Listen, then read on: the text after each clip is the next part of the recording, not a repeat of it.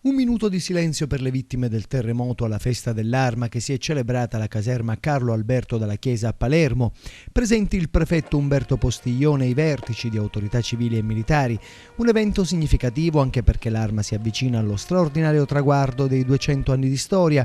Un'istituzione antica, nello stesso tempo moderna e dinamica, che ha saputo adattarsi al mutare dei tempi e alle diverse esigenze di salvaguardia del nostro paese e che ha contribuito in modo determinante alla sua unità, alla sua sicurezza e alla sua difesa, ma anche alla sua crescita.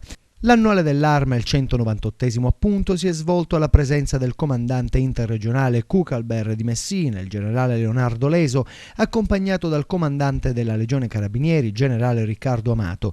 La cerimonia è iniziata con lo schieramento del reparto di formazione rappresentativo delle varie componenti dell'Arma, quindi è proseguita con la rassegna dei reparti da parte delle massime autorità. L'intervento del comandante della Legione, la consegna delle ricompense ai carabinieri che si sono maggiormente distinti nell'attività di servizio.